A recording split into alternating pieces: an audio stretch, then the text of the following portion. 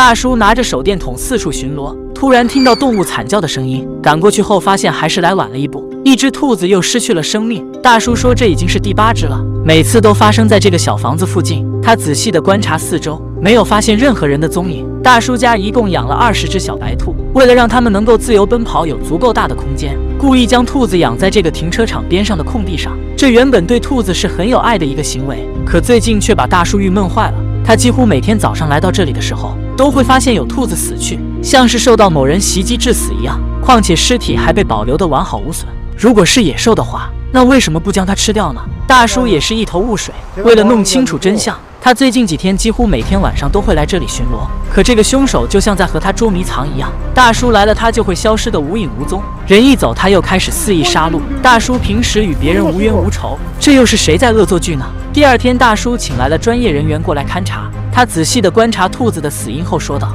从伤口来看并不是人为所致，而是有着锋利牙齿的犬科动物，但之后又从附近被咬掉的毛发猜测，推翻了之前的想法。如果是狗的话，不会只咬下来这么小块的绒毛，所以更像是猫科动物所为。豹猫是黑夜中强大的捕食者，有着独立生存的能力，主要是捕食一些小型动物为食，将猎物杀死后隐藏在一个秘密的区域，是猫科的动物本能。说到这里，大叔也想起来在这附近确实有猫出现，但始终不理解为什么抓到后不吃兔子呢？带着疑问，大叔准备装上摄像机一探究竟。很快到了夜幕降临的时候，这里一如既往的平静，没有发现任何异常。但是到了深夜2点的时候，他们从监视器里发现有动物闯入，2只明亮的眼睛一看就是猫科动物。他熟悉地走到这里寻找猎物，确定好目标后直接发动突袭。兔子被突如其来的捕食者吓得乱跳，猫的速度非常快，并且有强大的耐心，一旦确定目标后不会轻易善罢甘休。他瞅准机会，直接将躲在灌木丛中的兔子一下制服，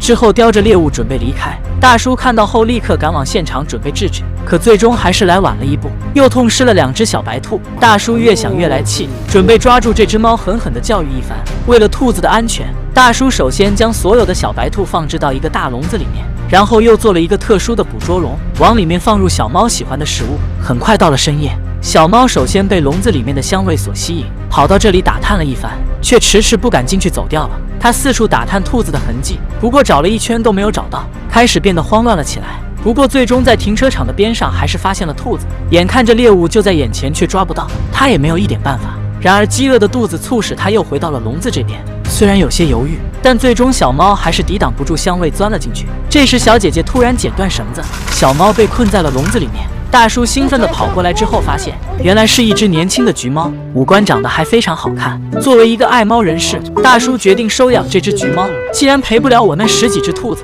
那你就跟我回家，慢慢地用你那圆滚滚的肉体偿还吧。